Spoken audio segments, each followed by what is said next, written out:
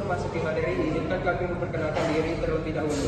Perkenalkan, nama saya Endra Praditya dengan NIM 50 20 20 120. Perkenalkan, nama saya Siva Mutia Kamila dengan NIM 50 20 24 414. Perkenalkan, nama saya Nayla Rafayani dengan NIM 50 2024 126. Perkenalkan, nama saya Brian Sriwandi dengan NIM 50 2024 147. Pengertian suksesi negara. Suksesi negara adalah pergantian tanggung jawab, hak, dan kewajiban dari suatu negara terhadap wilayah tertentu kepada negara lain akibat adanya perubahan kedaulatan. Menurut Konvensi Wina tahun 1978, suksesi negara adalah pergantian satu negara oleh negara lain dalam tanggung jawab terhadap hubungan internasional suatu wilayah. Pada intinya, terjadi ketika kedaulatan atas suatu wilayah berpindah dari satu negara ke negara lain. Lalu, dasar hukum suksesi negara, yakni yang pertama ada Konvensi Wina tahun 1978 tentang suksesi negara dalam hubungan perjanjian internasional. Lalu yang kedua ada Konvensi Wina tahun 1983 tentang suksesi negara dalam hal kekayaan negara, arsip, dan hutang.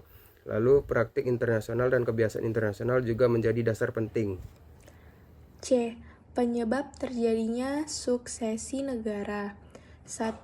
Demokolonisasi wilayah jajahan merdeka, misalnya Indonesia dari Belanda, negara-negara Afrika dari Eropa. 2. Peleburan negara, unifikasi, dua atau lebih negara bersatu membentuk negara baru, misalnya Jerman Barat. Jerman Timur adalah Jerman 990. 3. Pemisahan negara, disintegrasi, satu negara pecah menjadi beberapa negara baru, misalnya Yugoslavia, Uni Soviet. 4. Pengalihan wilayah, suatu wilayah berpindah ke negara lain melalui perjanjian atau peperangan, misal Hong Kong dari Inggris ke Cina 1997.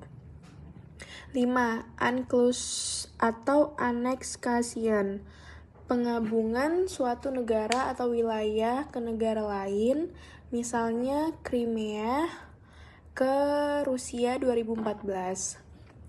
D. Bentuk-bentuk suksesi negara. 1. Suksesi dalam perjanjian internasional, negara baru biasanya otomatis terikat pada perjanjian yang dibuat negara lama. Clean slate principle, tabula rasa, negara baru bebas menentukan perjanjian mana yang akan dilanjutkan.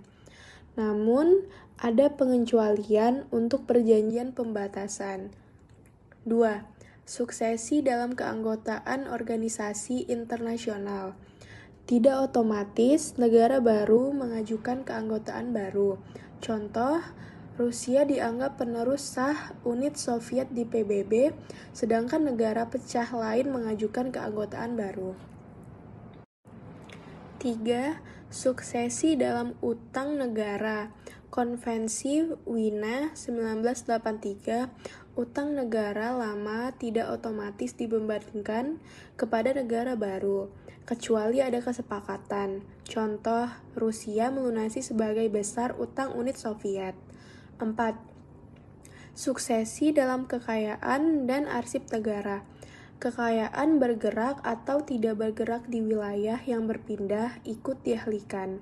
Arsip yang menyangkut wilayah tersebut juga harus diserahkan. 5. Suksesi dalam hubungan diplomatik.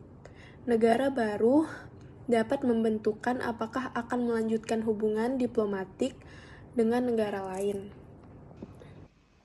Prinsip-prinsip utama dalam suksesi negara. Yang pertama, prinsip tabula rasa, yaitu negara baru bebas dari perjanjian lama. Umumnya berlaku untuk negara bekas jajahan.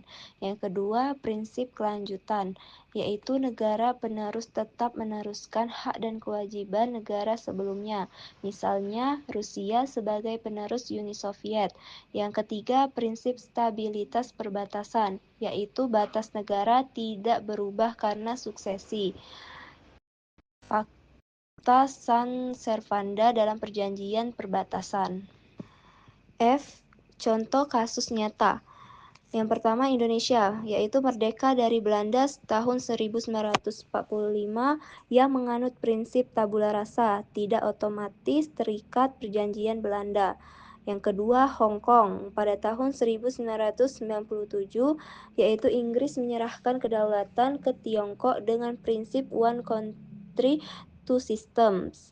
Yang ketiga, Jerman pada tahun 1990, penyatuan Jerman Timur dan Barat menjadi Jerman Bersatu. Yang keempat, Uni Soviet pada tahun 1991, yaitu pecah menjadi 15 negara baru. Rusia diakui sebagai penerus utama. Yang kelima, Sudan Selatan pada tahun 2011, yaitu merdeka dari Sudan, melakukan negosiasi mengenai perjanjian utang dan kekayaan. Dampak suksesi negara politik yaitu perubahan peta kekuasaan, perubahan status keanggotaan organisasi internasional, dan ekonomi, pembagian utang, aset dan sumber daya alam, hukum, penyesuaian perjanjian internasional, hukum nasional, dan hak-hak warga negara. Dan juga ada sosial, perubahan identitas nasional, kewarganegaraan, serta hubungan antar kelompok etnis. Terus di sini ada kesimpulannya itu adalah suksesi negara merupakan fenomena penting dalam hukum internasional yang muncul akibat perubahan kedaulatan. Terdapat aturan tertulis, konvensi Wina tahun 1978 dan 1983, dan praktik internasional yang mengatur.